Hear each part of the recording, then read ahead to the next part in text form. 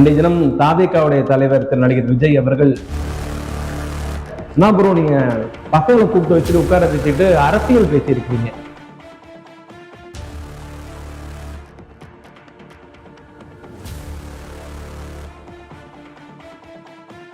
அப்ப நீங்க பணம் கொடுக்கறதா சொல்றது, உதவி செய்யறதா சொல்றது உங்க கட்சியை விளம்பரப்படுத்தவா இல்ல ஓட்டு வாங்கவா?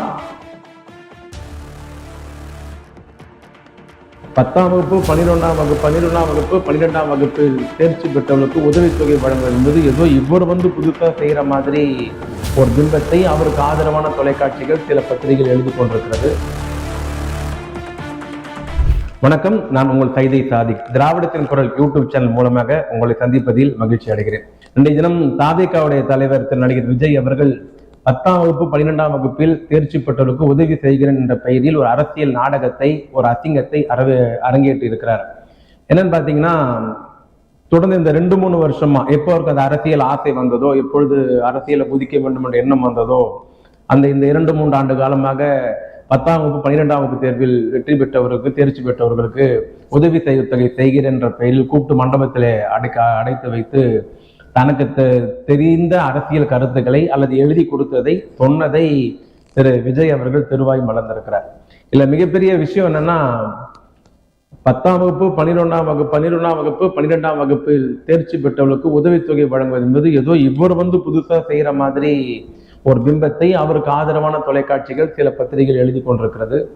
இதை 2006ஆம் ஆண்டே திராவிட முன்னேற்ற கழகத்தின் இளைஞரணி செயலாளராக இன்றைய முதலமைச்சர் அண்ணன் தளபதி அவர்கள் இருந்த பொழுதே தமிழ்நாட்டில் அதிக மதிப்பெண் எடுத்த 10ஆம் வகுப்பு 12ஆம் வகுப்பு மாணவர்களுக்கு இன்று வரையில் உதவித்தொகை திமுக இளைஞரணி வழங்கி கொண்டிருக்கிறது. சரி, அது சப்ஜெக்ட் வேற. சரி, பசங்களை கூப்பிட்டு உட்கார வச்சு அறிவுரை சொல்றேன் என்ற பேர்ல நடிகர் விஜய் என்ன பண்ணியிருக்காரு, எதுக்கு நீட்டை கட்டிட்டு மல்ல அடிக்கிறீங்க? நீட்டு தான் உலகமா? நீட்டை விட்டா வேற எக்ஸாமே இல்லையா? வேற படிப்பே இல்லையா? வேற துறையே இல்லையா? ஏன் மருத்துவர் ஆகிறது மட்டும் தான் கனவா? வேற எதுக்கும் போக மாட்டீங்களா? ஏன் நீட்டையே கட்டிட்டு அழுவுறீங்க? நீட்டை விட்டுட்டு வேற படிப்புக்கு போங்கன்னு சொன்னவர், ஏன் நீட்டையே கட்டிட்டு அழுவுறீங்க? வேற எக்ஸாம்ல கவனம் காட்டுங்கன்னு சொன்னவர், நீட்டை ஒழிக்கிறதுக்கு வழி சொன்னாரான்னு சொன்னா இல்ல. நீட்டை கொண்டு வந்த ஒன்றிய அரசை கண்டனம் தெரிவிச்சாரானா இல்ல. நீட்டை திணிக்கிற மோடி அமித்ஷாவை கண்டிச்சாரான்னு சொன்னா இல்ல. ஆனா திமுக நீட்டை எதிர்க்குது. ஜெயலலிதா நீட்டை எதிர்த்தாங்க, கலைஞர் நீட்டை எதிர்த்தார். திமுக இன்று வரை சட்ட போராட்டம் நடத்துகிறது. நீட்டை எதிர்க்கிறதுனா தமிழ்நாட்டு மாணவர்களால் நீட்டை எழுத முடியாத அர்த்தமா இல்ல. இன்னைக்கு பாத்தீங்கன்னா வடநாட்டுல நீட்ல மகாராஷ்டிரால முறைகேடு, பீகார்ல முறைகேடு, உத்தரப்பிரதேசல முறைகேடு, பல 100 பேர் கைது. அப்படிதான் அங்கெல்லாம் நீட் எக்ஸாம் முடிவு வருது. ஆனா தமிழ்நாட்டுல அப்படி இல்லை. தமிழ்நாட்டில் மாணவர்கள் படித்து நேர்மையாக தேர்வு எழுதி பாஸ் ஆகுறாங்க.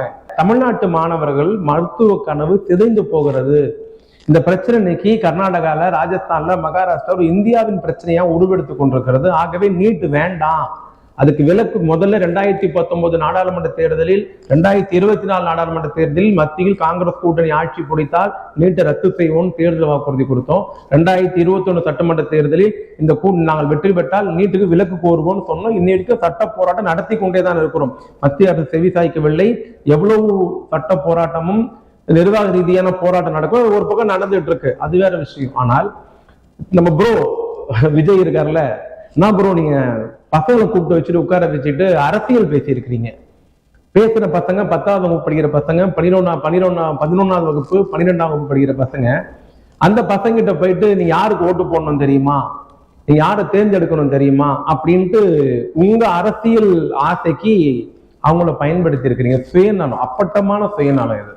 அப்ப நீங்க பணம் கொடுக்கறதா சொல்றது, உதவி செய்யறதா சொல்றது உங்க கட்சியை விளம்பரப்படுத்தவா, இல்ல ஓட்டு வாங்கவா, இல்ல உங்களை அடையாளப்படுத்தவா, இல்ல நீங்கள் அரசியல் செய்வதற்கு அந்த மாணவர்கள் எல்லாம் கிடைத்தார்களா? கலைஞர் முதலமைச்சர் இருந்த பொழுது மாவட்ட அளவில் முதல் 3 மதிப்பெண் எடுத்தால் அவருடைய உயர்கல்வி செலவை அரசு ஏற்றுக்கொள்ளும். 96ல கலைஞர் போட்ட சட்டம். தமிழ் பாடத்தில் முழு மதிப்பெண் பெற்று வெற்றி பெற்றால் அவருடைய கல்வி செலவை அரசு ஏற்றுக்கொள்ளும். 20 வருஷம் முன்னாடி போட்ட சட்டம். இன்னைக்கு பல பேர் பயனடைஞ்சிட்டு வராங்க. குடும்பத்தில் முதல் பட்டதாரியாக இருந்தால் அவருடைய கல்விக்கு செலவு மானியம் வழங்கப்படும், உதவித்தொகை வழங்கப்படும். திமுக அரசு கொண்டு வந்த சட்டம். இந்த திராவிட மாடல் ஆட்சி வந்த பிறகு, தமிழ்நாட்டின் முதலமைச்சராக தளபதி வெற்றி பெற்ற பிறகு மாணவர்களுக்கு எண்ணற்ற சலுகை, எண்ணற்ற திட்டங்கள். இன்னைக்கு உயர்கல்வியில் இந்தியாவில் முதல் மாநிலமாக தமிழ்நாடு உயர்ந்து நிற்கிறது. இவையெல்லாம் விஜய் வருவதற்கு முன்பாகவே நடந்துவிட்ட விஷயம். நடிகர் ப்ரோ என்ன சொல்றது, விஜய் ப்ரோ அவர்கள் தன்னுடைய ஆசைக்கு தன்னுடைய சுயநலத்திற்கு அந்த மாணவர்களை பயன்படுத்த நினைக்கிறார்.